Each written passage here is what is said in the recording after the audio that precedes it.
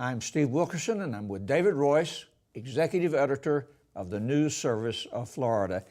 David, last week, Lieutenant Governor Jennifer Carroll resigned against the backdrop of a criminal investigation that led to charges against an internet cafe operator called Allied Veterans of the World. She resigned because she had links to that organization during the time she was a part of a PR company that did work for them. Can you give us a sense of what was swirling around Tallahassee about that resignation? Well, I think there's a feeling among people who are sort of looking into this that maybe there's more to it. As you said, Jennifer Carroll resigned as Lieutenant Governor last week. Back when she was in the House, she had taken some money as a consultant from Allied Veterans of the World. She's a former Navy officer. Allied Veterans of the World purported to be a charity that helps veterans. And one way in which it does that is by running internet cafes where people can go and essentially gamble, do online gaming. These things are all over the state. And Allied Veterans of the World was running these things. They've always been in kind of a murky area of law as to whether what they're doing is legal. Anyway, she did some PR work for them back when a few years ago.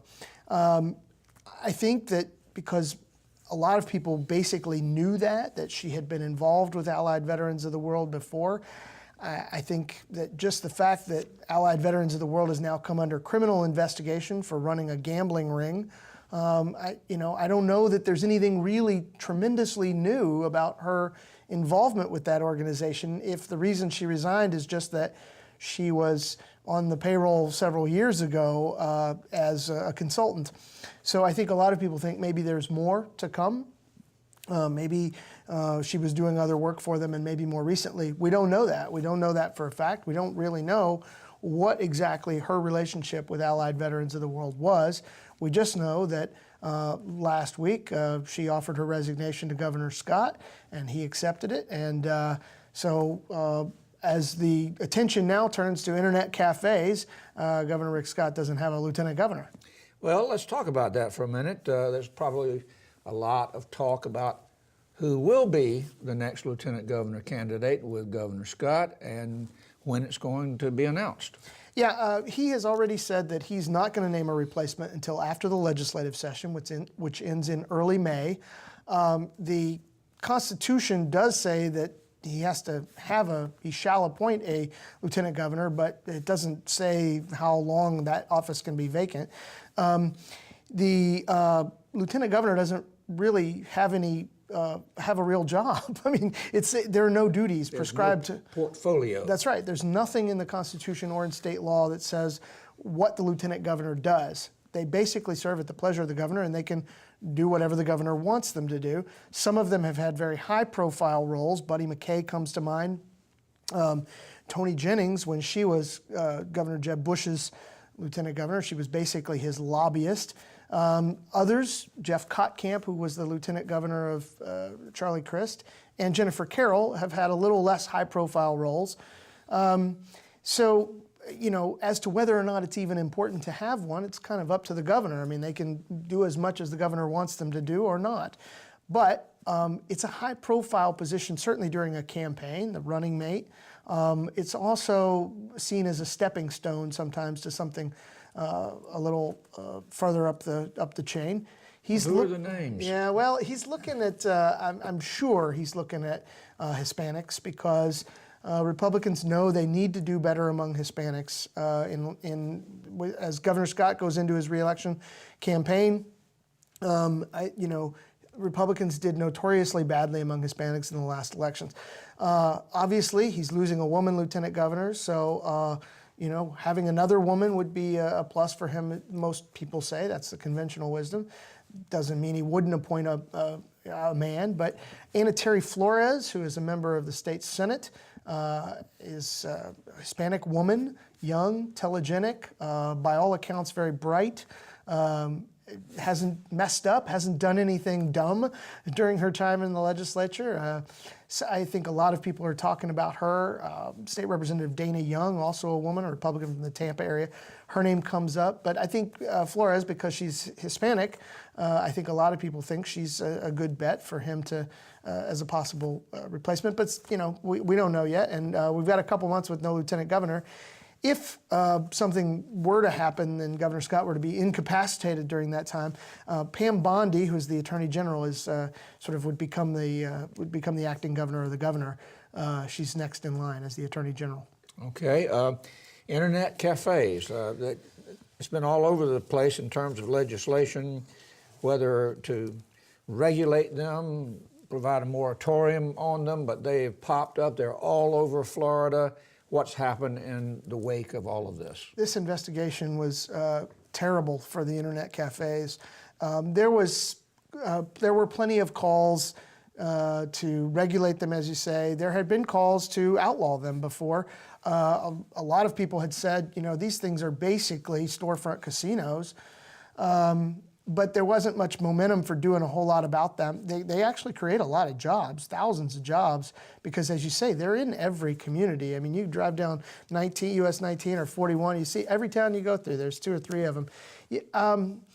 I think there was some momentum to regulate them, but boy, when this investigation was made public, the call for a moratorium on new ones, which was out there, quickly became a call for a ban. And within a few days, a House committee had approved a ban on internet cafe. It's a regulation on the machines that are in them, which would effectively ban what they do. That bill then passed this week in a Senate committee unanimously. I think that bill will be on the floor of both chambers very quickly. Likely this week in the House, maybe next week in the Senate, and probably before the end of March, I think internet cafes are going to be put out of business in Florida. Your service, the News Service of Florida, has some good news today about Florida's unemployment rate. Yeah, there was a small, this was the January unemployment numbers, and there was a small downtick in the unemployment rate from 7.9% in December to 7.8% in January. But the reason that is significant is that now the unemployment rate in Florida is lower than the national unemployment rate, which is 7.9%. That's the first time that we've seen an unemployment rate in Florida lower than the national jobless rate since early 2008, January 2008, I think. So that's a huge psychological benchmark for an improving economy. And I think there's no question that the economy's coming back. We're starting to see construction jobs tick up just a little bit. They're coming back. Tourism is coming back. It was a record year last year for international tourists. Obviously Governor Scott ran on a platform of creating jobs and lowering the unemployment rate, almost exclusively on lowering the unemployment rate. I think economists could and would argue as to whether or not he should get all of the credit, but there's no question that he came in saying he wanted to lower the unemployment rate, and the unemployment rate is considerably lower. It was over 9% just a year ago. I think we can count on him taking the credit. Yeah, I think so. He already is taking the credit. Yeah. And finally, we should note the passing of a very nice person, State Senator Larcenia Bullard. Larcenia Bullard was a legend in the legislature. She was in the Senate for the last 8 years, and before that she was in the House, and she was one of the sweetest people that you would ever meet. And those kind of people, to be honest with you, are pretty rare in politics. Most people think of politics as a sort of knock them down, drag them out, fighting kind of business. And she was the rare exception, the person who somehow managed to keep getting elected by being really nice. She was just a really sweet lady. She was given to malapropisms. She said really funny things, often unintentionally. She was famous for once questioning why people were taking animals as husbands when people were talking about animal husbandry in a committee. She also supposedly once asked about who General Revenue was, but that she could laugh at herself. She was quite a character. But above all, everybody who encountered her said, just a sweet, nice lady. She was famous for constituent work. Yep. Her voters believed in her.